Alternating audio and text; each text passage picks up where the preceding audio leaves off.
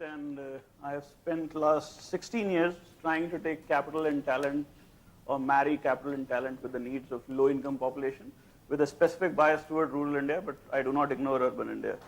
My take in innovation is linked with a lot of work that I have done in this space, so just bear with me. What I have been looking at is how has innovation as a sector evolved. And the two things that come to my mind is you're trying to look at the solutions that are happening at the last mile. People are actually looking at how do you commute from one place to another.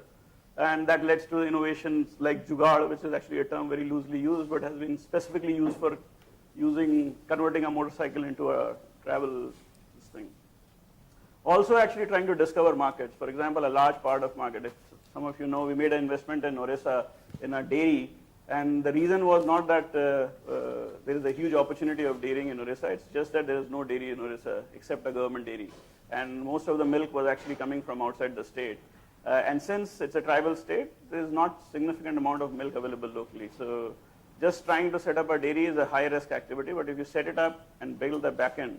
So essentially what we are seeing is our innovation culture is driven by what the country needed, and a lot of things, including jugaad, then a significant amount of frugal innovation, a lot of incremental innovation is what define us.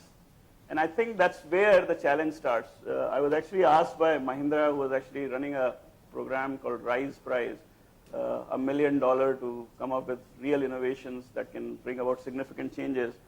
And I was thinking, what is the challenge? We are basically trying to use a stepladder to reach the moon. And however long a ladder you will build, it will just be an incremental activity, won't take you outside the gravity and will not take you to the moon.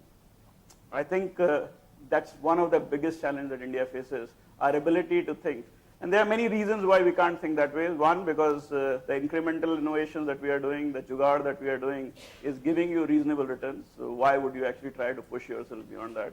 Second, generally everybody is very happy allowing you to do that. Third, jugaad has become, the word has become a celebrated word. So why would we actually try to do something which is not celebrated? Fourth, the risks that are required to make a paradigm shifting innovation is a significant amount of capital. Now, who in India is going to put in 50 million, 20 million, 30 million to something that may not deliver you anything? I don't think so. Either the corporate India or the government is actually ready. Coming back to the 10,000 crore that you talked about, I really do not know when it will become productive, because India Innovation Inclusion Fund was being productive for, I actually started talking about India Innovation Inclusion Fund in 2010. And in 2011, we raised around $100 million.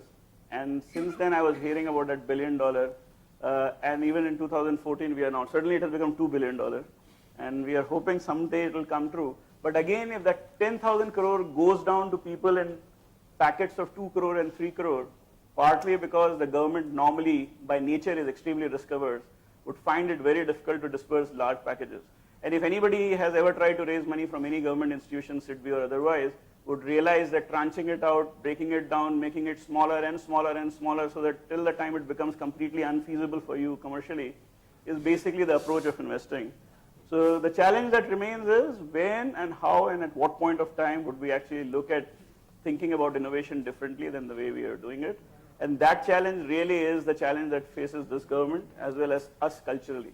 And that's where I think connecting ourselves to what the world has been doing is important to see how they are looking at it. I think Mahindra Rise Prize is a good one, good example. I think there is a discussion around X Prize moving into India. Now, whether it is good or bad, time will tell, but aligning the incentives of the people and creating and pushing them to think big is probably a big challenge, and we need to really think about it.